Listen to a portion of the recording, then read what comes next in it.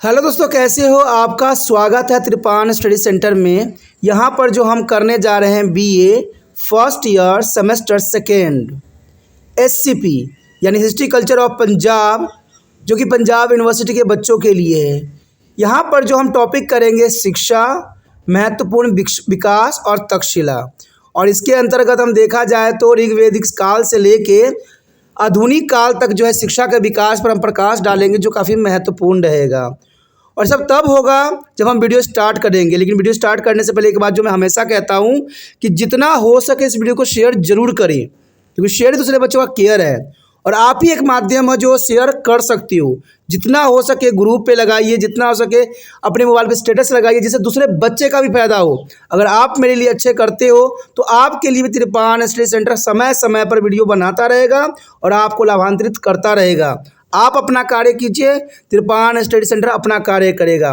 पहली बार मेरे चैनल पे आए हो, पहली बार वीडियो देख रहे हो, समझ में आ रहा है, अच्छा लग रहा है और चाहते हो कि और भी वीडियो आपको इसी पर प्राप्त होता रहे, दोस्तों सोचना नहीं है, जो है त्रिपान स्टडी सेंटर को सब्सक्राइब करके अपने मोबाइल में सेव करना है।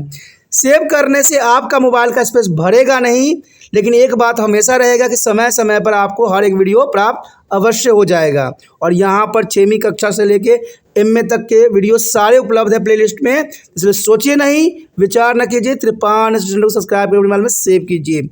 चलिए, ये तो था आपके लिए। अब देखते हैं कि हमारे जो है अध्ययन के अंतर्गत क्या यहाँ पर टॉपिक आया है। यदि हम यहाँ पर बात करें शिक्षा यानी शिक्षा का महत्वपूर्ण विकास और तक्षशिला, तो सर्वप्रथम अगर हम देखें तो पंजाब में 1000 ईसा तक शिक्षा के विकास पर किस प्रकार की थी, तो ये जानना हमारे लिए काफ़ी दिलचस्प और महत्वपूर्ण रहेगा। पंजाब प्राचीन समय से ही शिक्षा एवं साहित्य गतिविधियों का महत्वपूर्ण केंद्र रहा है, क्योंकि पंजाब में ही ऐसे बहुत से जो है शिक्षा केंद्र था जो और कहीं देखने को हमें नहीं मिला। यानी जो है पंजाब प्राचीन समय से ही शिक्षा और साहित्य का एक महत्वपूर्ण केंद्र था। पंजाब की धरती पर बहुत सी साहित्य सामग्री का संकलन हुआ, जैसे देखा जाए तो वेद, रामायण, महाभारत जैसे महाकाव्य पुराणों का और उपनिषद, अरण्यक और ब्राह्मण ग्रंथ आदि का जो है संकलन किया गया। यानी भारत ही ऐसा देश है जहाँ पर देखा जाए तो वेद, रामायण, महाभारत जैसे महाकाव्य हो, चाहे पुराण हो, चाहे उपनिषद हो या ब्राह्मण ग्रंथ हो या मनुस्मृति हो, सभी चीज़ों का संकलन जो है भारत में ही हुआ।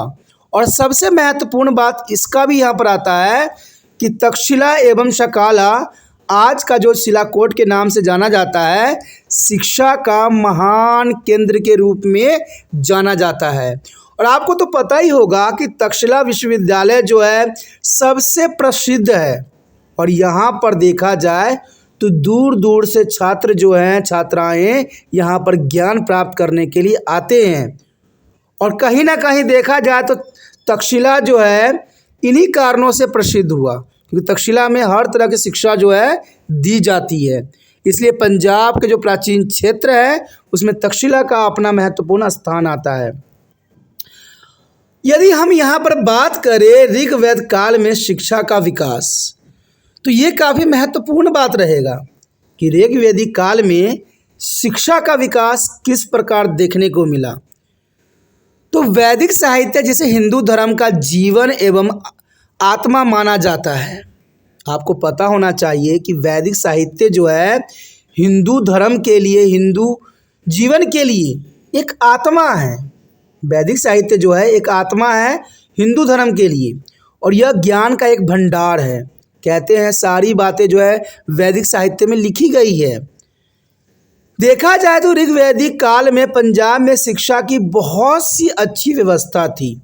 जो ऋग्वैदिक काल था, तो ऋग्वैदिक काल में पंजाब में शिक्षा का बहुत ही व्यवस्था किया गया था और शिक्षा का सुसंगठन का सुप्रबंधन भी की गई थी।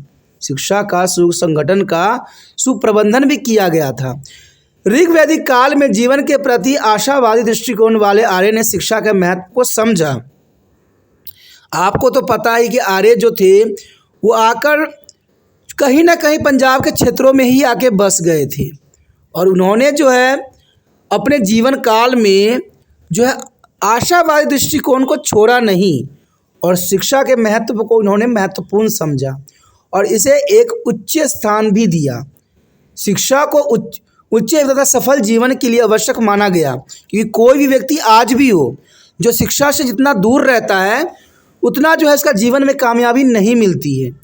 अगर आप ये कहते हो कि हमारे जो है दिनचर्या जीवन में से बहुत से व्यक्ति हैं जो शिक्षित नहीं हैं, फिर भी वो ऊंचाई की उस चोटी पे पहुँचे हैं जहाँ तक शिक्षित नहीं पहुँच सकते हैं, लेकिन दोस्तों कहीं ना कहीं शिक्षा और ज्ञान का प्रसार ही ये चीज़ इम्पोर्टेंट रखता है। बेशक ही वो अज्ञानी व्यक्ति जरूर रहा होगा, उसके पास डिग्री नहीं होगा, लेकिन फिर भी देखा जाए तो उसके पास उच्च कोटि का ज्ञान होगा, तभी जीवन में वो सफलता प्राप्त किया है। कहते हैं ये शिक्षकों द्वारा छात्रों को मौखिक रूप में दी जाती थी। ऋग वैदिक काल में हम देखें तो शिक्षा जो थी लिखित रूप में नहीं होके मौखिक रूप में दी जा रही थी। देखा जाए तो मौखिक का अर्थ यहाँ पर यही होता है कि शब्दों से, मुंह से जो है ज्ञान दिया जाता था। छात्र जिन्हें ब्रह्मचारी भी कहते हैं, ब्रह्मचारी होते थे। आपने देखा ही होगा कई जगहों पर कि जो छात्र होते थे वो ब्रह्मचारी जीवन व्यतीत करते थे और गुरु के आश्रम में रहकर शिक्षा प्राप्त करते थे। वो ब्रह्मचार्य का पालन करते थे और देवताओं की जो है स्तुति गाते थे और वेदों के मंत्रों का उच्चारण भी किया करते थे। तो ये महत्वपूर्ण बात है कि पहला देखा जाए तो ऋग्वैदिक कालों में जो छात्र होते थे वो ब्रह्मचारी जीवन व्यतीत करते थे और ब्रह्मचार्य पालन करते हुए देवी देवताओं की जो है स्मृति करते थे, उनको गान करते थे, उनके मंत्रों को उच्चारण करते थे और गुरु अपने शिष्यों को बोलकर ही वेदों के मंत्र याद करवाते थे। तो ये काफ़ी महत्वपूर्ण है कि गुरु जो है अपने शिष्यों को बोलकर ही मंत्रों को जो है याद करवाते थे और उस मंत्रों का अपना एक विशेष स्थान हुआ करता था। देखा जाए तो वैदिक शिक्षा के समय साथ साथ अर्थशास्त्र, राजनीतिक, कृषि, वाणिज्य जैसे व्यवहारिक विषय को भी यहाँ शिक्षा दी जा रही थी। ऋग्वैदिक काल में सिर्फ यहाँ पर वेदों और मंत्रों का उच्चारण ही नहीं की जाती थी, उसके साथ बहुत तरह की शिक्षा दी जा रही थी, जैसे अर्थशास्त्र, राजनीति, कृषि, वाणिज्य जैसे व्यवहारिक शिक्षा भी दी जाती थी। साथ ही साथ यहाँ पर देखा जाए तो गणित, खगोल, व्याकरण, नीति शास्त्र, सेवा, सैन्य जैसे विषय को भी पढ़ाते थे, जिससे व्यक्ति जो है सक्षम हो सके। स्त्रियों को भी उस समय उच्च शिक्षा प्रदान की जाती थी, क्योंकि स्त्रियों को भी ऋग्वैदिक काल में शिक्षा ग्रहण करने का अधिकार था और ऋग्वैदिक में जो अवस्था स्त्रियों को दी गई थी शायद ही हमें कहीं मिला हो जैसे आधुनिक काल में अभी देखने को मिल रहा है। कहते ऋग्वेद को बहुत सारे मंत्र कई विद्वांसों द्वारा रचे गए हैं, तो इससे साफ जाहिर होता है कि स्त्रियों को भी शिक्षा देने का प्रावधान था। ऋग्वेद में 15 ऐसी ही स्त्रियों का उल्लेख है जिन्हें ऋग्वेद के मंत्रों की रचना की गई थी। उनमें से कुछ जो है आपके समक्ष नाम है, जिसमें विश्ववारा, घोषा, अपाला, लोपमुद्रा, अग्निराशि, अश्र आदि। ये आपको एग्जाम में पूछा जा सकता है कि ऋग्वैदिक काल में जो है कुछ स्त्रियों को नाम बताएं जो शिक्षा ग्रहण की थी और विदुषी थी, तो ये नाम आपके समक्ष है, आप नोट भी कर सकती हो। शिक्षा समाप्ति पर जो है शिक्षा को अपनाने सामर्थ्य के अनुसार गुरु दक्षिणा भी देनी पड़ती थी। ये भी महत्वपूर्ण बात है कि शिक्षा प्राप्त करने के बाद शिष्यों को अपने सामर्थ्य के अनुसार गुरु को दक्षिणा भी देना पड़ता था। जिसकी जितनी क्षमता होती थी उतना गुरु दक्षिणा देता था। ऋग्वैदिक काल में शिक्षा का मुख्य उद्देश्य अज्ञानता को, अंधकार को दूर करना था। ऋग्वैदिक काल में शिक्षा देने का ये महत्वपूर्ण बात थी कि जो शिष्यों में से जो है शिक्षा दे के उसके अज्ञानता, अंधकार को दूर करना था, विनम्रता, गुरु को सम्मान आदि गुणों का विकास करना था, जिससे व्यक्ति निर्पूर्ण होकर अपने जीवन में सफल हो सके, और ये महत्वपूर्ण बात थी। अगर आगे देखें तो उत्तर वैदिक काल में शिक्षा का विकास, चलिए देखते हैं उत्तर वैदिक काल में शिक्षा का विकास किस प्रकार था। अगर उत्तर वैदिक काल में हम शिक्षा का विकास की बात करें तो ये भी समय काल काफ़ी महत्वपूर्ण था। वैदिक काल में शिक्षा निःशुल्क एवं विस्तृत थी और इस युग में शिक्षा को उच्च कोटि का दर्जा प्राप्त था। यानी ऋग्वैदिक काल के साथ साथ उत्तर वैदिक काल में भी जो शिक्षा थी वो निःशुल्क थी, जिसमें कोई भी धनराशि देने की आवश्यकता नहीं पड़ती थी। इस युग में शिक्षा को उच्च कोटि का दर्जा प्राप्त था, यानी देखा जाए तो सबको मन में जो था शिक्षा के प्रति सम्मान था। गुरुकुल इस युग में काफ़ी प्रचलित है। और उपनयन संस्कार का मतलब यही होता है कि जो 5 साल की उम्र के हो जाते थे उनके जो है बाल मुड़वा के उनको गुरु को जो है दे दिया जाता था शिक्षा ग्रहण करने के लिए, और उनको जनेऊ पहनाया जाता था, तो इसे उपनयन संस्कार कहते थे। और ये 2 नंबर क्वेश्चन में पूछा जा सकता है कि उपनयन संस्कार क्या थे। देखा जाए तो छात्रों को गुरु के आश्रम में भेज दिया जाता था, जहाँ गुरु के परिवार के सदस्य की तरह रहते थे और शिक्षा ग्रहण करते थे। यानी गुरु के पास सभी शिक्षक विद्यार्थी जाते थे और गुरु के पास जो है बैठ के शिक्षा ग्रहण करते थे। शिक्षा कला शुरू करने की कोई निश्चित आयु नहीं होती थी। कोई भी व्यक्ति किसी भी उम्र में जो है शिक्षा ग्रहण कर सकता था, और इसी तरह शिक्षा समाप्ति की भी कोई आयु सीमा नहीं थी। जो पहले शिक्षा ग्रहण कर लेता था उसकी शिक्षा संपूर्ण मानी जाती थी। यानी देखा जाए तो आज के भांति न तो सब शिक्षा ग्रहण करने का कोई उम्र होता था और न ही समाप्त करने का कोई समय काल मानी जाती थी। सामान्यतः शिक्षा का काल 12 वर्ष का हुआ करता था। यानी 12 वर्ष तक जो है शिक्षा देने का प्रावधान हुआ करता था, पर कभी कभी यह 32 वर्ष या इससे भी अधिक हो सकता था। तो ये जो है छात्र पे डिपेंड करता था कि वो शिक्षा जो है कितने समय काल में ग्रहण कर सकता था। गुरुकुल के अलावा चरक अर्थात एवार शिक्षा भी हुआ करते थे, जो लोगों में ज्ञान प्रचार किया करते थे। लड़लक्का अरुण जैसे ही एवार शिक्षक थे। ये 2 नाम हैं जिन्होंने एवार शिक्षक के रूप में जाने जाते थे। शिक्षण का सभी कार्य जो है मौखिक रूप में यानी बोलकर ही किया जाता था। उस समय यही प्रावधान थी कि मौखिक रूप से जो है शिक्षा दी जाती थी, जिसे छात्र जो है कंठास्थ करते थे। कंठास्थ का मतलब होता है याद करना, यानी वो कंठास्थ याद रखते थे और अपने गुरु को सुनाया करते थे। वाणी की शुद्धता उच्च ज्ञान का परिचालक थी। यानी देखा जाए तो वाणी की शुद्धता, वाणी में यानी बोलने में शुद्धता होनी चाहिए, यही ज्ञान का परिचालक थी। और इसलिए शब्दों को बोलने व उनके उच्चारण की शुद्धता पर अधिक जोर दिया जाता था। उस समय जो है बच्चों को यही बात का जो है अनुसरण करवाते थे कि बोलने में जो है शुद्धता होनी चाहिए और उच्चारण जो है स्पष्ट एवं शुद्ध होना चाहिए। स्त्रियों को भी शिक्षा प्राप्त करने का उस समय अधिकार था, और गर्गी एवं मैत्रेय इस युग की महान विदुषी में से थे। आपको याद रखना चाहिए कि गार्गी जो थे और मैत्रेय इस युग में महान विदुषी के रूप में जाने जाते हैं। उपनिषदों में मैत्रेय तथा उनके पति ज्ञायवल्क्य के बीच के संवाद का भी वर्णन किया गया है। यानी उपनिषद में इन दोनों का वर्णन भी हमें भली भांति प्राप्त हुई है। ज्ञान प्राप्ति पर केवल ब्राह्मणों का ही वर्चस्व नहीं था। ज्ञान के लिए हर कोई व्यक्ति जो है अपना ज्ञान प्राप्त यहाँ पर कर सकता था, किसी एक का वर्चस्व यहाँ नहीं चलता था। क्षत्रिय भी शिक्षा प्राप्त करते थे। उनमें से कई प्रसिद्ध विद्वान भी हुए, जैसे वेद के राजा जनक, कैकई के राजा अश्वपति, मगध का शासक अजातशत्रु, बहादुर आदि, जो अपने ज्ञान के लिए बहुत प्रसिद्ध हैं। यानी देखा जाए तो ज्ञान सिर्फ क्षत्रियों को शिक्षा प्राप्त नहीं होते थे, हर क्षेत्र में हर व्यक्तियों को जो है शिक्षा देने का प्रावधान सुनिश्चित किया गया था। देखा जाए तो शिक्षा का मुख्य उद्देश्य चरित्र निर्माण तथा जीवन में भौतिक तथा आध्यात्मिक सफलता प्राप्त करना था।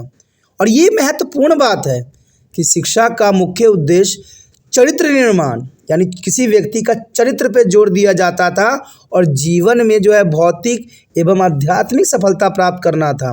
वेदों के साथ साथ उपनिषद, पुराण, गणित, खगोलीय शास्त्र और सैन्य शिक्षा, दर्शन शास्त्र, कविता, व्याकरण आदि विषय पढ़ाए जाते थे। कहते हैं ये सारे विषय जो थे महत्वपूर्ण थे, जिससे किसी भी व्यक्ति का जो है चरित्र का निर्माण हो सकता है।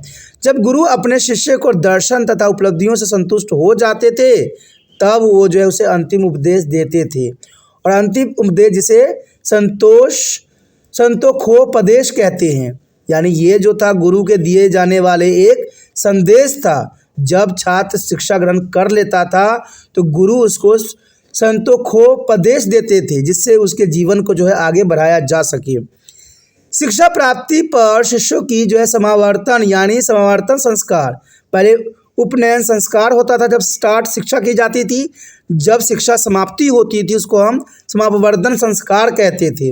और अपने व दूसरे धर्मों का सम्मान आदि गुणों का पालन करने की सलाह भी दी जाती थी कि दूसरे के धर्मों को जो है हमें सम्मान करना चाहिए, दूसरे के धर्मों को हमें कभी भी निरादर नहीं करना चाहिए।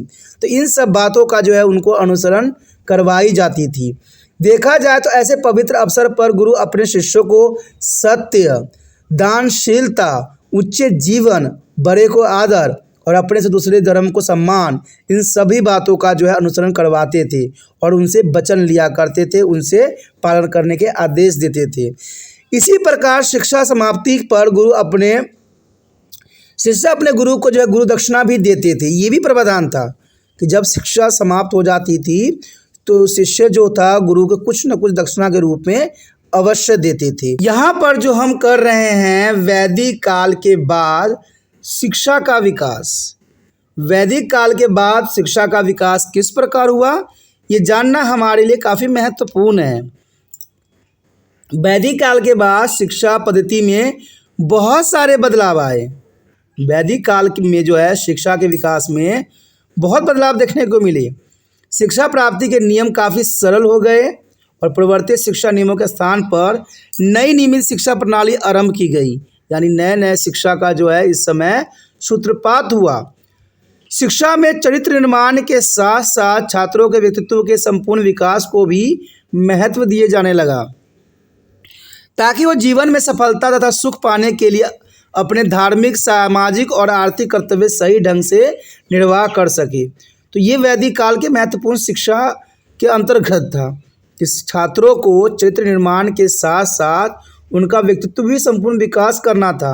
और ये सब इसलिए भी करना था जिससे वो जीवन यापन जो है सही और भली भांति कर सके। देखा जाए तो महत्वपूर्ण बात है ये। शिक्षा के क्षेत्र में प्रवेश छात्रों के लिए बहुत से देखा जाए तो मुश्किलें हो गया इस समय। शिक्षा के क्षेत्र में जो प्रवेश छात्रों के लिए बहुत से मुश्किलों का सामना करना पड़ा। अब केवल उन्हें छात्रों को शिक्षा प्राप्ति हेतु प्रवेश मिलता था जो योग्य थे। तो ये महत्वपूर्ण बात इस समय आ गया वैदिक काल में कि सिर्फ उनको ही शिक्षा दी जाती थी जो उसके लिए लायक थे, उनके लिए योग्य थे और इस क्षेत्र में आगे बढ़ना भी चाहते थे जिनको इच्छा थी। यानी जो आगे पढ़ना चाहते, जैसे आज के समय में देखिए जो आगे पढ़ना चाहता है वो स्वयं ही मेहनत करता है और आगे कोशिश करता ही रहता है। देखा जाए तो अनिच्छुक लोगों के लिए इस शिक्षा प्रणाली में कोई जगह नहीं थी। जो पढ़ने में ध्यान नहीं देता था, जो पढ़ता नहीं था, उनके लिए शिक्षा में कोई जगह नहीं दी गई थी। ग्रंथों को रटने को अधिक महत्व नहीं दिया जाता था, ग्रंथों को समझना महत्वपूर्ण थी। अब श्लोकों को एवं मंत्रों को अर्थ सहित अच्छे ढंग से समझाने पर जोर दिया जाने लगा कि जो पहले श्लोकों को याद करवाते थे, अब श्लोकों मंत्रों को जो है अच्छे तरह से याद कराने के जगह पर उनको समझाने पर जोर दिया जाता था कि इस श्लोकों में और इस मंत्रों में किस बात को जो है दर्शाया गया है और हमें किस तरह से जो है इसका पालन करना चाहिए। तो ये वैदिक काल के शिक्षा के विकास है।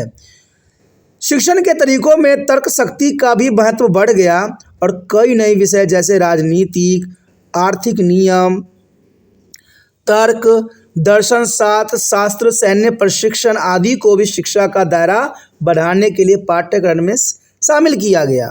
तो देखा जाए तो बहुत से विषय इस समय आ गए थे जैसे राजनीतिक, आर्थिक नियम, तर्क, दर्शन शास्त्र और अन्य प्रशिक्षण आदि भी का जो है महत्व और बढ़ गया। गुरुकुल तथा विहार अभी भी समाज में शिक्षा की सुविधाओं को पूरा करने में केंद्र बने हुए हैं। यानी गुरुकुल आज भी इसी प्रकार के शिक्षा देते हैं, चाहे विहार हो, इसी तरह शिक्षा का जो है अनुसरण करते हैं। तो देखा जाए तो वैदिक काल का शिक्षा महत्वपूर्ण था। महत्वपूर्ण इसलिए भी था क्योंकि इस समय जो है हम वेदों के मंत्रों के जो है श्लोकों को रटाते नहीं थे, समझाया करते थे और कहते समझा हुआ चीज़ महत्वपूर्ण होता है। तो वैदिक काल में शिक्षा का विकास अपने महत्वपूर्ण चरणों से गुजर रहा था। अब चलिए देखते हैं मौर्य काल में शिक्षा का विकास किस प्रकार का था। देखा जाए तो मौर्य काल में शिक्षा का विकास देखा जाए तो ये महत्वपूर्ण बात है कि मौर्य काल में शिक्षा का विकास तो थी, लेकिन स्त्रियों के लिए शिक्षा जो है बहुत ही कम देखने को मिलता है। कहते हैं मौर्य काल में शिक्षा व्याप्त थी, यानी शिक्षा का स्तर था। ब्राह्मणों तथा बौद्ध भिक्षुकों द्वारा जो है शिक्षण कार्य किया जाता था। ब्राह्मण और बौद्ध भिक्षुक जो थे शिक्षण कार्य ही किया करते थे, यानी शिक्षा देने का कार्य ये दोनों का जिम्मा था। समाज के उच्च वर्गों में शिक्षा प्राप्त करना अति आवश्यक था। समाज में जो उच्च वर्ग के थे, जो महत्वपूर्ण थे, उनको शिक्षा प्राप्त करना अनिवार्य था, क्योंकि उनको आगे समाज को चलाना था। और इसके लिए तक्षशिला, उज्जैन व बनारस विश्वविद्यालय उच्च शिक्षा के प्रमुख केंद्र थे। यानी देखा जाए तो मौर्य काल में शिक्षा का जो केंद्र था तक्षशिला, उज्जैन और बनारस, जो काफ़ी महत्वपूर्ण केंद्रों के रूप में जाना जाता है। और कई शिल्पियों द्वारा अनेक तरह की जो है तकनीकी शिक्षा प्रदान भी की जाती है। कई जो है शिक्षा प्रदान करने के कई शिल्पियों के द्वारा भी की गई है। और देखा जाए तो महत्वपूर्ण बात ये भी आता है कि इनके पाठ्यक्रम में मुख्यतः साहित्यिक एवं धार्मिक विषयों को शामिल किया गया था। इनके पाठ्यक्रम में मुख्यतः साहित्य और धार्मिक जो है विषयों को शामिल किया गया था। और प्रायः वेदों, पुराणों और गणित, ज्योतिषी, अर्थव्यवस्था, जो राजनीतिक आदि विषयों को शिक्षा प्रदान की जाती थी। इसका बहुत काफ़ी महत्व था कि मौर्य काल में देखा जाए तो वेदों, पुराणों, गणित, ज्योतिष, अर्थशास्त्र, राजनीति ये महत्वपूर्ण विषय बन गए थे। और इसी विषयों पर जो है सभी छात्रों को ज्ञान देने का प्रावधान था। बौद्ध तथा जैन धर्म के प्रसार से चिकित्सा शास्त्र का अध्ययन भी किया जाता था। यानी वैद्य धर्म में, बौद्ध धर्म में और जैन धर्म में चिकित्सा शास्त्र का भी अध्ययन जो है महत्वपूर्ण बताया गया है।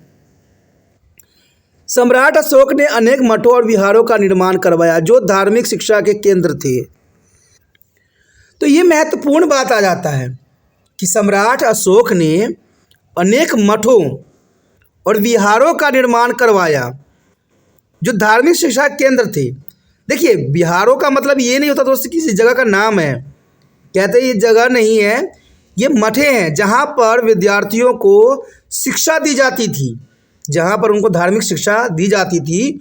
उन केंद्रों को हम मठों और विहारों के नाम से जानते हैं। और इन संस्थाओं का राज्य की ओर से शिक्षा के प्रसार, लोगों को शिक्षित करने में सहायता दी जाती थी। यानी देखा जाए तो उनको शिक्षा ग्रहण करने में महत्वपूर्ण योगदान दी जाती थी। और सम्राट अशोक ने बौद्ध धर्म के उपदेश तथा राष्ट्रीय आदेश को जो स्तंभों में खुदवा कर अपने साम्राज्य में सभी स्थानों पर उन्हें स्थापित करवाया। अब ये बात काफ़ी महत्वपूर्ण आ जाता है कि देखा जाए तो सम्राट अशोक ने जो शिक्षा का जो प्रसार करने का तरीका था वो बिल्कुल ही अलग था। क्योंकि आपको पता होगा कि अशोक ने बौद्ध धर्म को अपना लिया था और बौद्ध धर्म की जो शिक्षा थी उनको वो धम्म के नाम से प्रसिद्धि दिलवाई। और ये धम्म जो थी किसी भी शिलालेख जो होती थी, बड़े बड़े चट्टानों पर महात्मा बुद्ध के उपदेश को स्तंभों पर खुदवा कर लिखवाते थे, जिससे हर एक व्यक्ति जो है इसको समय समय पर पढ़ सके, याद कर सके और इसका जो है अनुसरण कर सके। तो ये सम्राट अशोक की एक महत्वपूर्ण बात थी जो है मौर्य शिक्षा काल में। और देखा जाए तो उन्हें स्थापित भी करवाया जाता था। और इन सभी बातों से ये पता चलता है कि मौर्य काल में लोग शिक्षित थे और शिक्षा का प्रसार भी सभी जगहों पर था। क्योंकि आपको पता होगा कि उस समय के अर्थशास्त्री चाणक्य जो कि काफ़ी महत्वपूर्ण थे और ये तक्षशिला के ही शिक्षक थे, जिन्होंने चंद्रगुप्त मौर्य को जो है शिक्षा दे के धनानंद से जो है युद्ध करवाया था और धनानंद को हरवाया था। और धनानंद जो था एक तरह से विलासी व्यक्ति था, अक्रूर था, जिसे जो है चाणक्य के द्वारा शिक्षित किया गया। चंद्रगुप्त मौर्य ने हरा के जो है धनानंद के साम्राज्य पर अधिकार कर लिया था। और उसके बाद जो है बिंदुसार और जो है अशोक जैसे महान शासक जन्म लिए। महत्वपूर्ण बात बन जाता है एग्जाम पॉइंट ऑफ व्यू से। आगे अगर हम देखें शिक्षा केंद्र का उदय एवं विकास, यदि हम आगे बात करें शिक्षा केंद्र का उदय एवं विकास, तो ये काफ़ी महत्वपूर्ण रहेगा।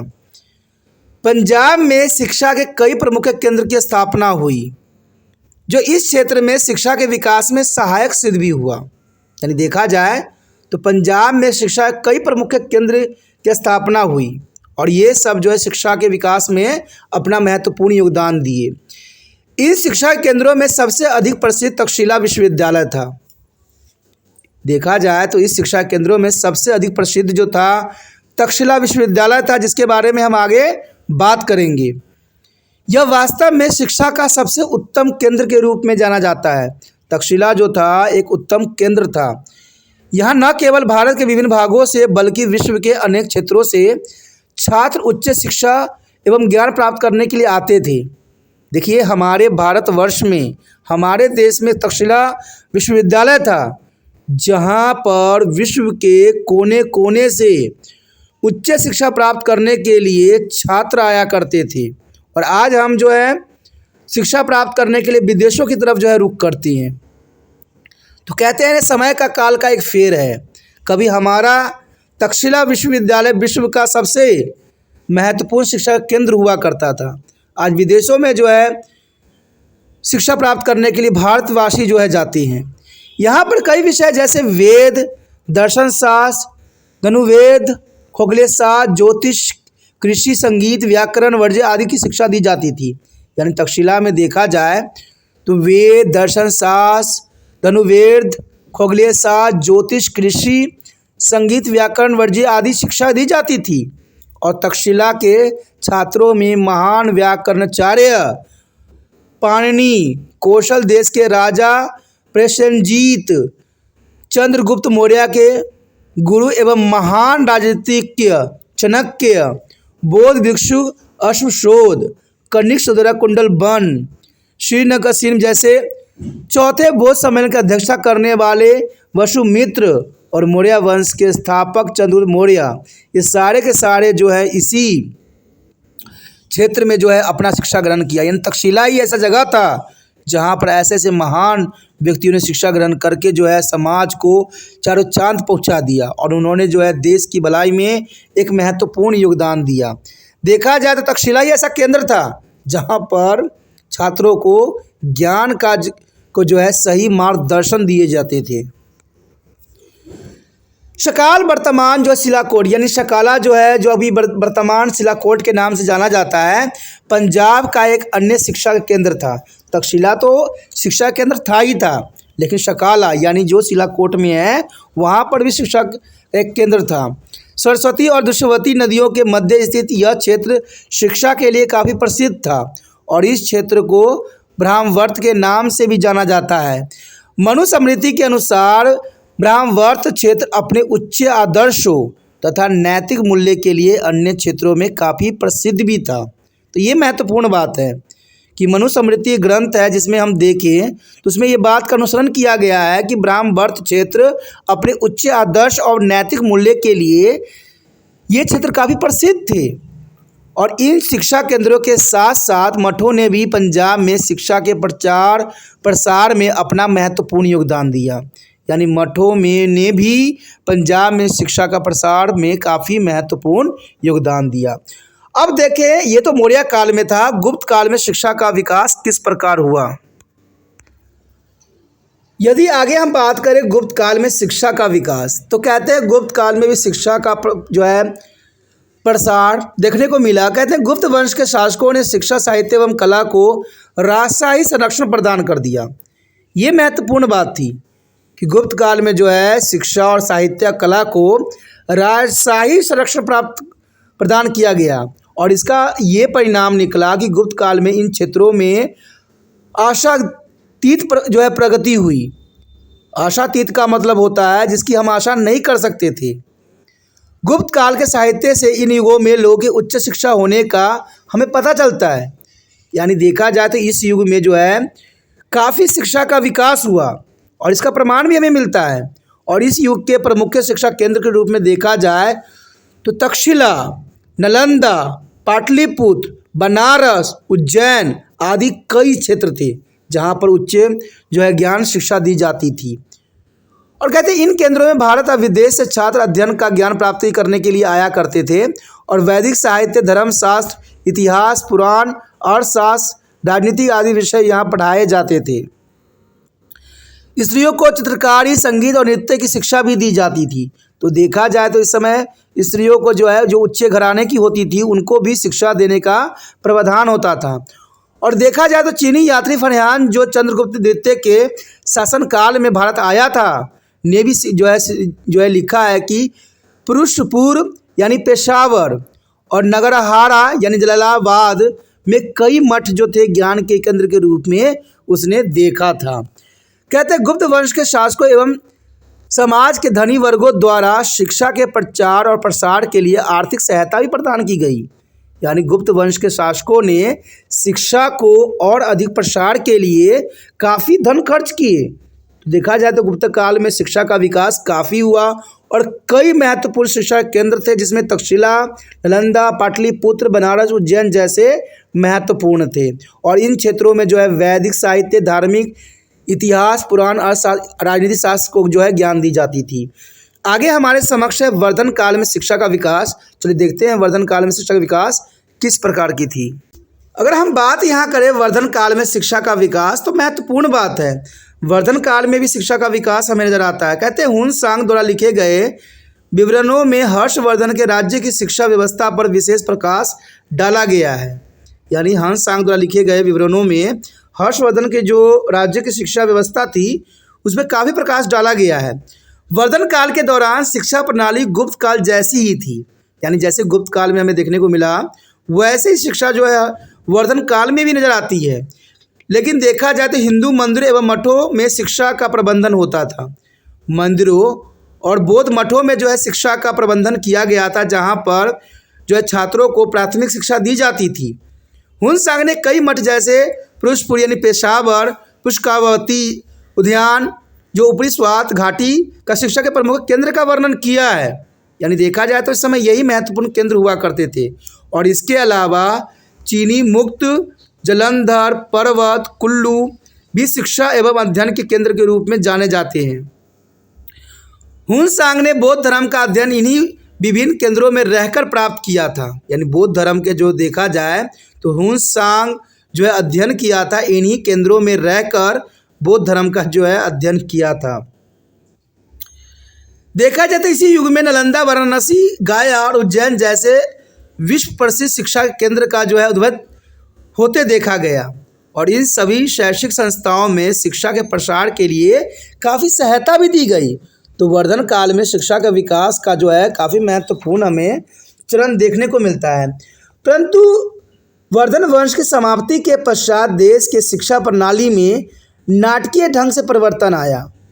जब देखा जाए तो वर्धन का शासन खत्म हो गया था, तो उसके पश्चात जो है शिक्षा प्रणाली में बहुत ही गिरावट देखने को मिला। और कई कारणवश जैसे राजनीतिक अनिश्चितता, अस्थिरता, सामाजिक एवं सांस्कृतिक विघटन से शिक्षा प्रणाली को बुरी तरह से प्रभावित हुई और उस स्तर में जो है काफ़ी गिरावट आया। यानी देखा जाए तो वर्धन काल में जो है शिक्षा का जो है स्तर बहुत ही गिर गया था, लेकिन वर्ष जो है वर्धन वंश के अंत के कारण। तो ये काफ़ी महत्वपूर्ण बात बन जाता है एग्जाम पॉइंट ऑफ व्यू से। यदि हम बात करें यहाँ पर राजपूत काल में शिक्षा का विकास, तो कहते हैं महत्वपूर्ण समय काल थी जब राजपूत जो है शिक्षा का जो है प्रमुख रूप हुआ करता था। यानी राजपूत काल में शिक्षा का काफ़ी प्रसार देखने को मिला और विकास भी हुआ। और ये बात महत्वपूर्ण इस बात से लगाई जा सकती है कि राजपूत काल में शिक्षा का प्रचार प्रसार प्राचीन ढेरों एवं वस्तुर जारी रहा। जो प्राचीन समय से जो शिक्षा चली आ रही थी, राजपूत काल में भी शिक्षा उसी प्रकार से चली आ रही थी। और इस समय शिक्षा की पद्धति एवं परंपराओं में कोई महत्वपूर्ण परिवर्तन हमें देखने को नहीं मिलता, क्योंकि पहले जैसे थी वैसे ही शिक्षा जो है राजपूत काल में भी देखने को मिला। पहले की तरह लोग गुरुकुल में शिक्षा ग्रहण करने के लिए जाते थे एवं गुरु का जो है आध्यात्मिक सम्मान भी करते थे। यानी देखा जाए तो पुराने समय जैसा ही यहाँ पर भी परंपरा चली आ रही थी। मंदिरों एवं मठों और विहारों में आम लोगों का जो है निःशुल्क शिक्षा दी जाती थी। आप सोचिएगा कि आज भारत सरकार जो है शिक्षा निःशुल्क दे रही है, तो बहुत ही महत्वपूर्ण कार्य कर रही है। लेकिन दोस्तों ये सिर्फ आज का दस्तूर नहीं है। कहते हैं पुराने समय से वैदिक काल से ही जो है शिक्षा निःशुल्क दी जाती थी और इसमें कोई दो राय नहीं है। मंदिरों एवं मठों, बौद्ध विहारों में आम लोगों को जो है निःशुल्क शिक्षा दी जाती थी और राजपूत वेदों का अत्यधिक सम्मान करते थे। जो राजपूत होते थे वो वेदों को बहुत ही सम्मान करते थे। इसलिए देखा जाए तो रामायण एवं महाभारत के पवित्र ग्रंथ को मान्यता प्राप्त थी। यानी राजपूत काल में जो है रामायण महाभारत के पवित्र ग्रंथ को जो है मान्यता प्राप्त थी। और ये महत्वपूर्ण बात आ जाता है। देखा जाए तो धारा के राजपूत राजा मंच एवं उनके पुत्र एवं उत्तराधिकारी राजा भोज स्वयं उच्च कोटि के विद्वान थे। और इससे ये अनुमान लगाया जा सकता है कि राजपूत काल में शिक्षा का उच्च कोटि का हुआ करता था। और इन दोनों के अलावा पृथ्वीराज चौहान एवं अन्य विद्वान राजाओं ने भी जनता के बीच शिक्षा के प्रचार प्रसार में महत्वपूर्ण योगदान दिया। तो ये देखा जाए तो महत्वपूर्ण है कि पृथ्वीराज चौहान ने भी और अन्य राजाओं ने भी शिक्षा का प्रसार में महत्वपूर्ण योगदान दिया। अब ये सोचिएगा कि आज शिक्षा का स्तर उच्च है, तो ऐसा नहीं है। पहले के समय में भी शिक्षा का स्तर इसी प्रकार की थी।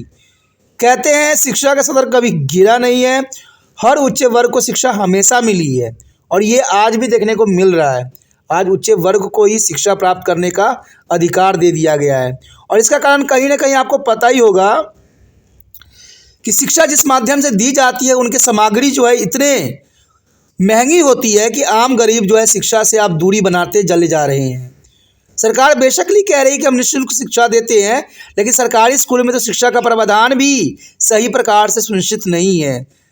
तो इसीलिए देखा जाए तो आज गरीब अमीर में बहुत जो है अंतर देखने को मिलता है। आज अमीर अमीर बनता जा रहा है और गरीब गरीब बनता जा रहा है। तो कहीं ना कहीं जो है भारत सरकार की शिक्षा की नीतियों का जो है गलत अनुसरण है। और कहते हैं जब तक ये अनुसरण बदलेगा नहीं, समय जो है इसको कभी आगे बढ़ाएगा नहीं। इन राजाओं के दरबारों में विद्वानों, कवियों एवं लेखकों को एक लंबी श्रृंखला थी। देखा जाए तो राजपूत काल में विद्वानों, कवियों और लेखकों की एक लंबी श्रृंखला थी। इससे ये पता चलता है कि इस समय शिक्षा का स्तर उच्च थी, जिनके लेखनी के माध्यम से शिक्षा का, साहित्य का बेहतर विकास संभव हुआ। कहते हैं जितना कवि होंगे, लेखक होंगे, विद्वान होंगे, शिक्षा का स्तर उतना ही उच्च होगा। लेकिन आज के समय में देखिए, आज के समय में जो टीचर गण होते हैं, आज जो है स्क्रीन पे क्वेश्चन आंसर चला देते हैं, कहते हैं बच्चे नोट कर लो। समझाना तो दूर की बात है, मोबाइल पकड़ा देते हैं, कहते हैं बच्चे क्वेश्चन नोट कर लो। खुद जो है अदर अलग साइड में बैठ के मोबाइल जो है बेहतरीन चीज़ों का जो है नज़ारा देखते रहते हैं और बच्चा जो है अपना मर्जी से जो मर्जी चाहे लिख लेता है। तो यही बात है शिक्षा का जो स्तर आज कम होने का। और इन विद्वानों ने बड़ी मात्रा में कविता, कहानियाँ, जीवनी, इतिहास, साहित्य, व्याकरण विद्या, औषधि विज्ञान, दर्शन शास्त्र, संगीत शास्त्र व साहित्य बाधाओं में अपनी लेखनी का जौहर दिखाया। तो देखा जाए तो राजपूत जो काल है वो काफ़ी महत्वपूर्ण काल है, क्योंकि इसी समय काल में बहुत से कविताएं, कहानियाँ, जीवनी, साहित्य, ऐतिहासिक साहित्य, व्याकरण विज्ञान, औषधि विज्ञान, दर्शन शास्त्र आदि कई महत्वपूर्ण लेखन का जो है हमें जौहर देखने को मिलता है। और इस काल के महत्वपूर्ण लेखक थे जो है पद्मगुप्त, धर्मगुप्त, मशहूर कवि जैसे भट्टी, मेघ, जयदेव, जो प्रेम पर लिखने वाले कवि थे। और इसके तरह कुछ लेखन इस समय में रामायण, महाभारत एवं पुराण पर भी केंद्रित थे। भभूति राजशेखर एवं आनंद वर्मन प्रख्यात नाट्यकार थे और चंद्रवरदाई, विलहना, होमचंद जीवनी लेखक थे। कलहन इतिहास के लेखक थे और क्षेमेंद्र और सोमदेव जो विवरणात्मक साहित्य रचा। जयदीप एवं सर्ववर्मन जो है व्याकरणाचार्य थे और हेमचंद्र और यादव भट्ट शब्दकोशी थे। तो देखा जाए तो यहाँ बहुत से ऐसे विद्वान थे जिनका अपना ही जौहर था। भास्कराचार्य की वैज्ञानिक रचनाएं, बाण भट्ट, मधुकार, औषधि विज्ञान संबंधी रचनाएं, हेमचंद्र और शंकराचार्य की दर्शन शास्त्री संबंधी रचनाएं हमें जो है राजपूत काल में ही देखने को मिलता है। इवन देखें तो दंडनी एवं धम्मापाल के जो है गद्य लेखन तथा शरणदेव का संगीत पर किया गया कार्य भी काफ़ी जो है उल्लेखनीय है। तो ये महत्वपूर्ण बात है। देखा जाए तो राजपूत काल में देसी बोलियों एवं भाषाएं जैसे हिंदी, गुजराती, मराठी एवं बंगाली भाषा ने भी काफ़ी तरक्की किया। उच्च वर्ग के लोगों का भाषा संस्कृति थी, जबकि सामान्य जन की भाषा प्राकृतिक थी। तो ये महत्वपूर्ण बात है कि जो उच्च वर्ग के लोग होते थे उनकी भाषा संस्कृत होती थी, जबकि सामान्य वर्ग के लोगों का भाषा जो थी प्राकृतिक थी, जो नॉर्मल थी। राजपूत काल की सुंदरता इस बात से भी मानी जाती है कि इस काल में महिलाओं को शिक्षा की ओर भी संबंधी राजाओं ने पर्याप्त ध्यान और प्रोत्साहन दिया गया। देखा जाए तो ये राजपूत काल इसलिए भी महत्वपूर्णता रखता है क्योंकि यहाँ पर महिलाओं की शिक्षा पर जोर दिया गया और ये महत्वपूर्ण बात थी। और इस काल की महिलाओं को पर्याप्त स्वतंत्रता भी हासिल थी कि वो शिक्षा ग्रहण कर सकते थे। राजपूत काल में पर्दा प्रथा का प्रचलन नहीं था तथा महिलाओं को घर से अंदर चार दीवारियों में रहने की आवश्यकता नहीं थी। तो ये महत्वपूर्ण बात आया था। कहते हैं शिक्षा का ये महत्वपूर्ण स्तर था कि महिलाओं को इस समय आज़ादी दी गई थी क्योंकि महिला शिक्षा की उस समय पर्याप्त व्यवस्था था। महिला शिक्षा की व्यवस्था थी। राजपूत काल की विदुषी महिलाओं की उनकी विद्वता के लिए उच्च दर्जे का सम्मान भी प्राप्त था। जैसे कि मदन मिश्रा की पत्नी शंकराचार्य के शास्त्रियों में हराया था। अब देखिए कितनी महत्वपूर्ण बात थी कि मदन मिश्रा की पत्नी ने शंकराचार्य शास्त्री को हरा दिया था अपनी ज्ञान से। और इसी तरह अमवती सुंदरी जो कि प्रसिद्ध संस्कृति कवि राजशेखर की पत्नी थी, भी बुद्धिमता की शास्त्र मूर्ति मानी जाती है, जो कि इसमें बहुत ही महत्वपूर्ण ज्ञान था। और इस समय संस्कृति कई सारी कवित्रियाँ थी जैसे कि इंदुलेखा, मावला, भरिका, वेजस्का, शीला, सुभद्रा, पद्मश्री, मदालसा, लक्ष्मी आदि। ये सब के सब कवित्रियाँ थी जो कि महिलाएं थी और इन्होंने जो है राजपूत काल में अपनी काबिलियत, अपने जो है जौहर जो दिखाया लोगों को, और ये ज्ञान का जो जौहर था हर एक व्यक्ति को जो है फीका कर दिया। और इस दौर में कुछ उच्च वर्ग की महिलाएं ने प्रशासनिक कार्य भी किया जैसे कक्का देवी सलाकी राजा विक्रमादित्य की बहन थी। अब देखा जाए तो इन्होंने भी राजशाही कार्य भी इस समय में देखने को मिला। और वो एक महान प्रशासक थी तथा वह युद्ध कला की विभिन्न विधाओं में भी परंपरागत थी, यानी उसे युद्ध कला भी भली भांति आता था। उसने बेले गांव जिले में आक्रमण के अभियान में सेना का नेतृत्व भी किया था, यानी औरतों को यहाँ सेना के नेतृत्व करने के लिए भी जो है आज़ादी थी। तो देखा जाए तो राजपूत काल काफ़ी महत्वपूर्ण था। कहते छात्र छात्राओं के लिए ये समय काल काफ़ी महत्व रखता है। और इस काल में राजघरानों की महिलाओं को न सिर्फ उच्च शिक्षा प्राप्त करती थी, सैन्य शिक्षा भी दी जाती थी। यानी देखा जाए तो इस समय काफ़ी महत्व रखता है। राजपूत काल में एक अन्य पहलू शिक्षा के विस्तार का भी था। और इस समय न केवल मंदिरों एवं मठों विहारों में शिक्षा दी जाती थी बल्कि आम जनता के लिए भी शिक्षा का प्रबंधन किया जाता था। और इस समय शिक्षा को ढेर सारे जो है विद्यालय स्थापित हो चुके थे जैसे नालंदा, काशी, विक्रमशिला, उज्जैन। और यहाँ पर धर्म निरपेक्ष एवं धर्म आधारित दोनों ही तरह की शिक्षाएं दी जाती थी। देखा जाए तो राजपूत का शिक्षा के विकास के लिए एक उत्तम काल मानी जा सकती है। इन शिक्षा संस्थाओं में भारतीय विद्यार्थियों के अलावा देखा जाए तो विदेशों से भी विद्यार्थी शिक्षा ग्रहण करने के लिए आते थे। और इसके अतिरिक्त राजपूत राजाओं को भी राजधानी भी शिक्षा केंद्र के रूप में कार्य करती थी। देखा जाए, देखिए कितनी महत्वपूर्ण बात है कि राजपूत राजाओं की राजधानी भी शिक्षा देने के रूप में कार्य करती थी। राजपूत काल के आरंभ में नालंदा विश्वविद्यालय संसार का जो है प्रसिद्ध विश्वविद्यालय माना जाता है। नालंदा विश्वविद्यालय को संसार का सबसे प्रसिद्ध विद्यालय माना जाता है। लेकिन उससे पहले हमने जो देखा था तक्षशिला को महत्वपूर्ण विद्यालय माना गया। तो इसका मतलब है कि राजपूत काल में जो है विद्या शिक्षा का जो है बहुत काफ़ी प्रसार हुआ। इसलिए तो नालंदा विश्वविद्यालय को संसार का सबसे प्रसिद्ध विश्वविद्यालय माना गया। और यहाँ विविध विषयों के अध्ययन की सुविधा भी थी। यहाँ पर विदेशों से चीन, Tibet, Korea, Mongolia, Japan, Syria आदि से विद्यार्थी शिक्षा लेने के लिए आया करते थे। यानी देखा जाए तो राजपूत काल में और भी शिक्षा का जो है विस्तार हो गया। खास तौर पर यहाँ विश्वविद्यालय बौद्ध धर्म से जुड़े हुए लोग एवं देश के लिए शिक्षा का प्रमुख केंद्र हुआ करता था। यानी देखा जाए तो बौद्ध धर्म से जुड़े लोग यहाँ पर बहुत आते थे और वो शिक्षा ग्रहण करते थे। इनमें से 10,000 छात्र एवं 1,500 शिक्षक थे। 10,000 छात्र थे और उनके लिए देखिए 1,500 शिक्षक गण थे। नालंदा विश्वविद्यालय में पढ़ाए जाने वाले विषय में मुख्यतः 4 वेद होते थे, तर्कशास्त्र होता था, व्याकरण, योग, औषधि विज्ञान, न्याय, अन्याय कला शामिल थी। और इसके प्रमुख शिक्षा के रूप में देखा जाए तो धर्मपाल, चंद्रपाल, यान, च्वांग एवं शिलाभद्र शामिल था। तो ये काफ़ी महत्वपूर्ण बात यहाँ पर बताई गई है। नालंदा विश्वविद्यालय देखा जाए तो इस समय शिक्षा के क्षेत्र में एक आदर्श स्थल था। यह तथा यहाँ पर शिक्षा की स्वतंत्रता भी थी। यहाँ पर हर धर्म एवं संप्रदाय के लोग शिक्षा ग्रहण कर सकते थे। देखिए कितनी महत्वपूर्ण बात है। ना तो यह इस समय धर्म थी, ना कोई जाति थी। हर धर्म, हर शिक्षा जो है लोग ग्रहण कर सकते थे। कितनी महत्वपूर्ण बात यहाँ पर राजपूत काल में देखने को हमें मिला। कहते हैं एक बात तो हमेशा रहती है कि जैसा शासक होगा वैसा ही देश का हालात होगा, और ये महत्वपूर्ण बात है। कहते हैं जैसा शासक होता है वैसा ही देश का हाल होता है। अगर शासक जो है धर्मनिरपेक्ष हो तो उसका देश भी धर्मनिरपेक्ष होगा।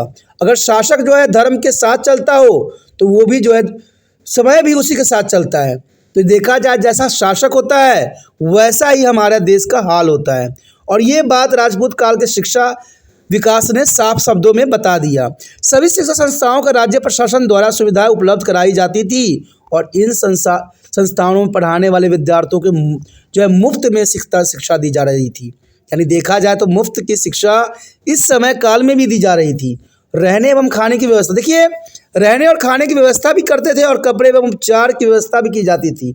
आज देखिए भारत सरकार अपने आप को इसलिए पीठ थपथपाती है कि ये जो है मिड मील चला रखी है, सिर्फ 8वीं क्लास तक शिक्षा फ्री दे रखी है। लेकिन इनको शायद इतिहास जानने की ज़रूरत है। इतिहास में देखा जाए तो सिर्फ आपने नहीं किया है, पहले से ही सब प्रावधान थी और उस समय हर व्यक्ति को शिक्षा दी जाती थी, इसलिए कि देश की जो है भलाई हो सके, सबको शिक्षा सामान्य दी जा रही थी। लेकिन आज देखिए, आज जो है प्राइवेट और सरकारी के चक्कर में जो है बच्चे जो है पीस रहे हैं और इस बात को शायद सरकार जो कंठास नहीं कर पा रही है और ये महत्वपूर्ण बात है और इस बात को सरकार को एनालाइज करने की अभी ज़रूरत है। अपने आप को इतना महान कहने की ज़रूरत नहीं है क्योंकि समय अभी बहुत कुछ दिखाना बाकी रह गया है। बुद्ध मठ एवं बिहार इस समय शिक्षा का ज्ञान के महान केंद्र के रूप में जाने जाते थे। वहाँ ढेर सारी पुस्तकों की रचना भी की गई थी और इनमें से अधिकांश का अनुवाद चीनी एवं बौद्ध भाषाओं में ही किया गया। अब देखिए जितने भी बौद्ध हुए और जितने भी चीनी हुए, सबने भारत से ही शिक्षा ग्रहण किया। आज चाइना जैसा मर्जी अपने आप को कहे, लेकिन उसका सूत्रधार कहीं ना कहीं भारत ही है। उपयुक्त सारे तथ्य से एक बात तो साफ हो जाता है कि राजपूत कार्यकाल में राजाओं के सक्रिय सहयोग से शिक्षा केंद्र में व्यापक तरक्की हुई। कहते हैं जब तक राजा अच्छा होता है उसी देश की शिक्षा प्रणाली, उसी देश की जो है लोकतंत्र अच्छे चलते हैं। जब राजा ही कहते हैं भेदभाव से ग्रसित हो, उस देश का कभी कल्याण नहीं हो सकता है। और ये बात राजपूत काल ने साफ शब्दों में हमें समझा दिया।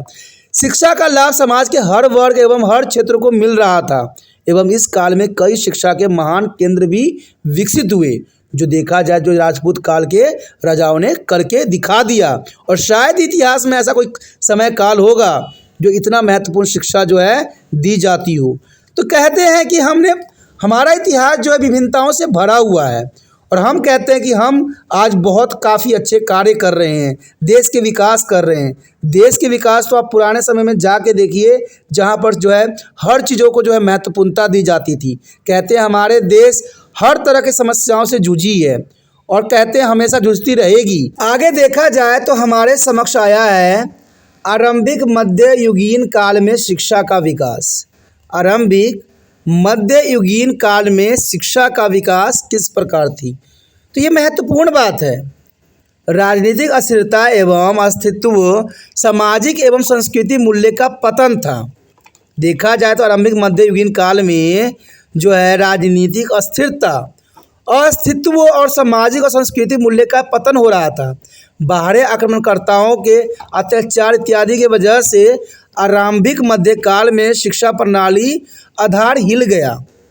और ये महत्वपूर्ण बात है कि इस समय जो है हमारे भारतवर्ष कई अत्याचार को सहन करना पड़ा और इसका कहीं ना कहीं भारत के राजाएं ही थे जो दूसरे लोगों की जो है विचारधारा को नहीं समझ सके और उनको निमंत्रण भारत में दे के अपने ही पैर पे कुल्हाड़ी मार लिए और जिसके कारण जो है शिक्षा प्रणाली का जो है आधार ही हिल के रह गया और उसके स्तर में गिरावट हमें काफ़ी देखने को मिला।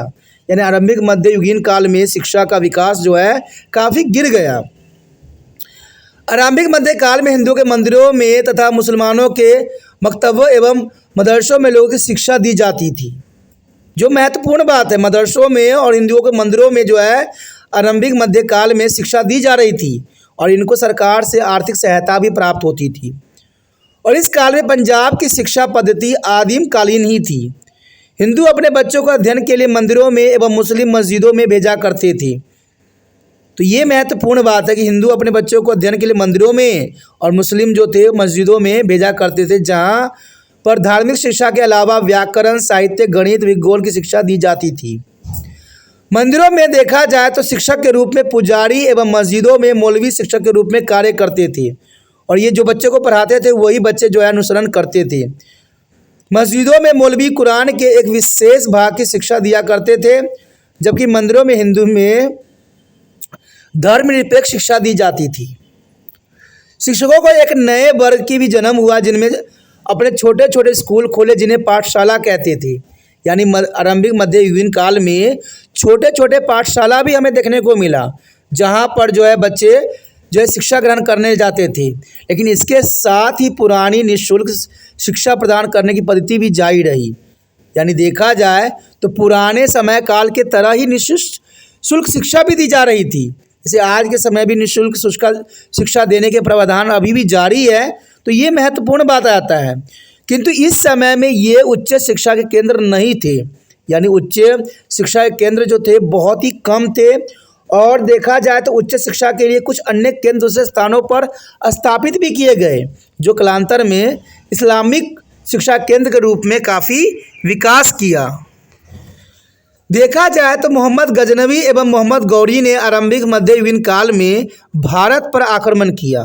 ये तो आपको पता होगा कि मोहम्मद गजनवी ने भारत में कई बार आक्रमण किए और मोहम्मद गौरी ने भी मध्य युगीन काल में काफ़ी आक्रमण किए, जिसके कारण जो है शिक्षा स्तर बहुत नीचे आ गिर गया और ये सुल्तान अकड़ता एवं लुटेरे थे और इसके बावजूद इन्होंने शिक्षा का संरक्षण भी किया। तो ये काफ़ी महत्वपूर्ण बात है कि मध्ययुगीन काल में देखा जाए तो मोहम्मद गजनी और मोहम्मद गौरी ये दोनों के दोनों लुटेरे टाइप के थे।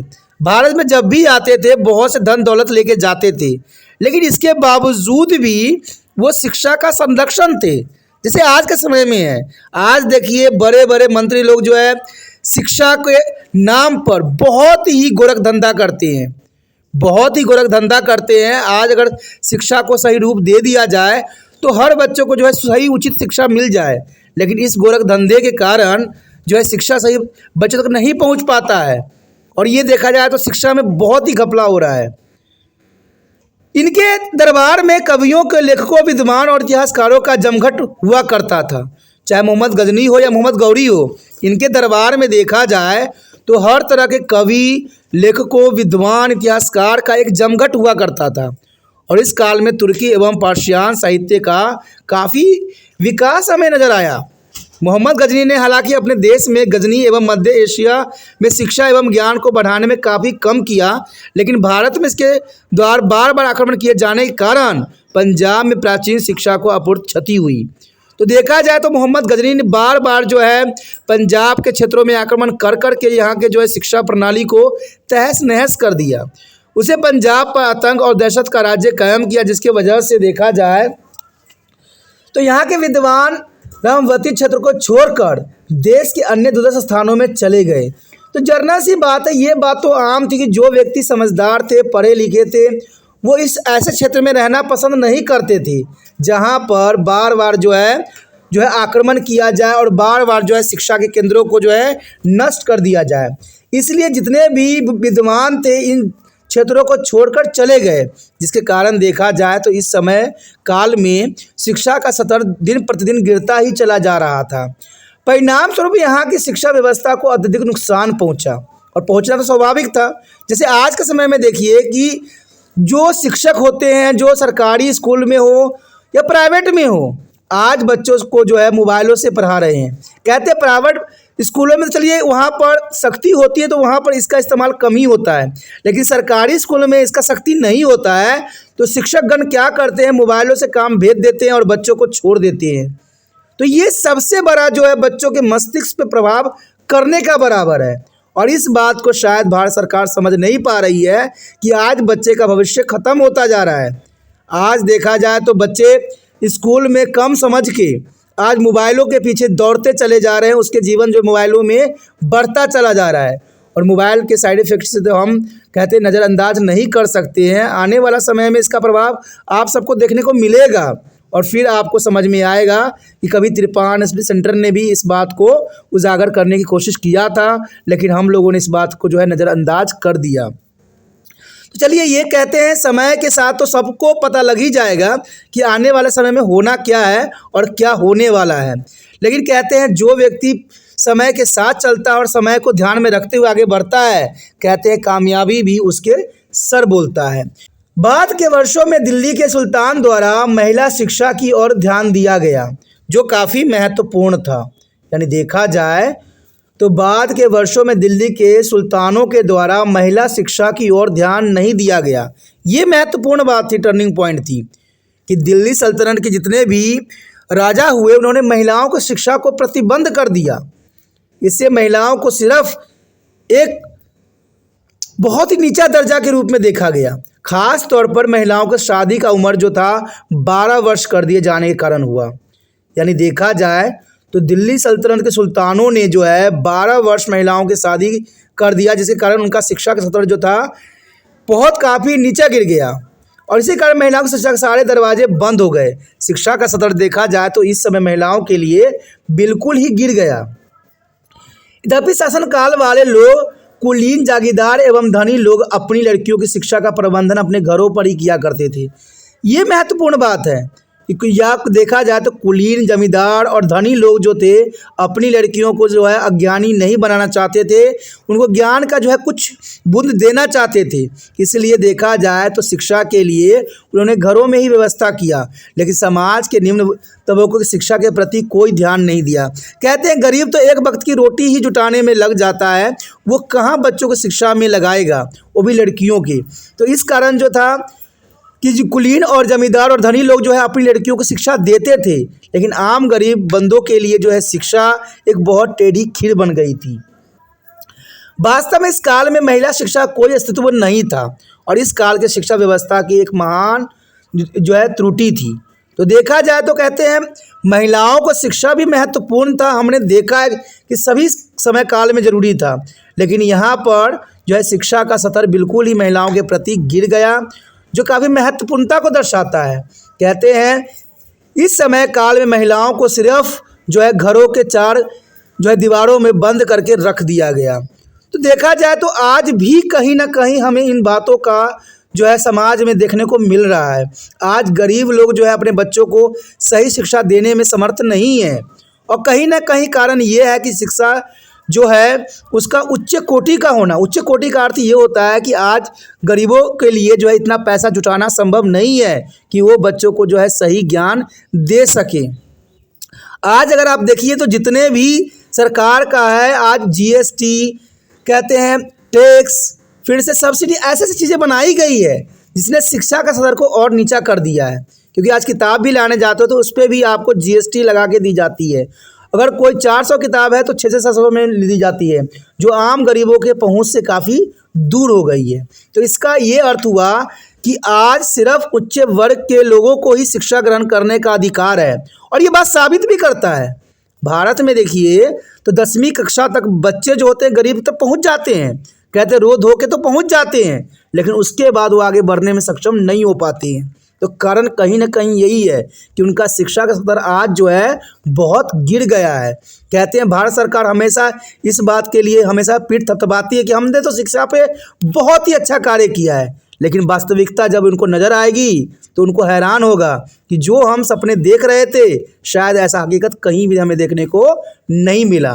लेकिन मुझे ये बात लगता है कि कहीं ना कहीं ये राजनीतिक लोगों की एक बहुत बड़ी चाल है, यानी अनपढ़ बनाए रखने की एक साजिश है। क्योंकि कहते हैं अनपढ़ लोग को जैसे मर्जी आप पढ़ा सकते हो, जो भी आपको आप समझाओगे वो समझ जाएंगे, लेकिन पढ़ा लिखा व्यक्ति जो है कोई भी विचार को पहले समझता है, विचार करता है, फिर आगे बढ़ता है। तो इसका मतलब यहाँ पर अनपढ़ बनाए रखने की सबसे बड़ी साजिश चल रही है। क्योंकि वोट तो कौन लोग देते हैं? जो अनपढ़ होते हैं, क्योंकि उनको पता है कि सरकार को अगर हम वोट नहीं देंगे तो हमें घर नहीं मिलेगा, राशन नहीं मिलेगी और अगली बार जो है कई संस्थाओं में जगह नहीं मिलेगी। तो शायद कहीं यहीं मुझे दिखने को मिल रहा है कि ये सब अनपढ़ बनाए रखने की साजिश है। दोस्तों, आगे हमारे समक्ष आएगा पंजाब के महान प्राचीन शिक्षा केंद्र तक्षशिला। तो हम तक्षशिला के बारे में विस्तार पूर्वक चर्चा करेंगे और तक्षशिला के हर एक पहलू, हर एक विचार आपके समक्ष रखेंगे। तो काफ़ी महत्वपूर्ण आगे का टॉपिक रहेगा। आप बने रहे तिरपान स्टडी सेंटर के साथ और जितना हो सके इस वीडियो को शेयर जरूर करें, क्योंकि शेयर ही दूसरे बच्चों का केयर है। इस बात से आपको अनजान नहीं बनना है। जितना हो सके इस वीडियो को शेयर जरूर करें, क्योंकि शेयर ही दूसरे बच्चों का केयर है। और शेयर करने के लिए आपको इतना तकलीफ नहीं उठाने हैं, सिर्फ व्हाट्सएप स्टेटस पे लगाने हैं। कोई भी जहां पर आप इसके जो है लिंक को कॉपी करके लगा सकते हो, जहां से दूसरे बच्चों को प्राप्त हो सकता है, वो कार्य करना है। जिस प्रकार मैं आपके लिए तरह तरह के कार्य करता रहता हूँ, तरह तरह के वीडियो बनाता रहता हूँ जिससे आपको फ़ायदा हो, तो आपको भी तो इतना कार्य अवश्य है कि तिरपान स्टडी सेंटर को आगे बढ़ाने के लिए आपको भी प्रयत्नशील होना होगा। क्योंकि कहते हैं जब तक गुरु और शिष्य मिल के जो है कुछ अच्छे कार्य नहीं करेंगे, न तो देश की भलाई होगी न खुद की भलाई होगी। इसलिए जितना हो सके इस वीडियो को शेयर जरूर करें। पहली बार मेरे चैनल पे आए हो, पहली बार वीडियो देख रहे हो, समझ में आ रहा है, अच्छा लग रहा है और चाहते हो कि और भी वीडियो आपको इसी प्रकार प्राप्त होता रहे, तो दोस्तों चैनल को सब्सक्राइब करें। सब्सक्राइब नहीं कीजिएगा तो वीडियो का नोटिफिकेशन नहीं मिलेगा। और आपको सब्सक्राइब कर लेने से आपका मोबाइल का स्पेस भरेगा नहीं, लेकिन एक बात अवश्य रहेगा कि समय समय पर आपको अलग अलग वीडियो जो है मिलता ही रहेगा। क्योंकि आपको पता ही है कि यहाँ पर 6वीं कक्षा से ले के MA तक के बच्चों के लिए सारे वीडियो उपलब्ध है प्लेलिस्ट पे। तो इसमें सोचना नहीं है दोस्तों, अभी तिरपान स्टडी सेंटर को सब्सक्राइब करके अपने मोबाइल में सेव करना है।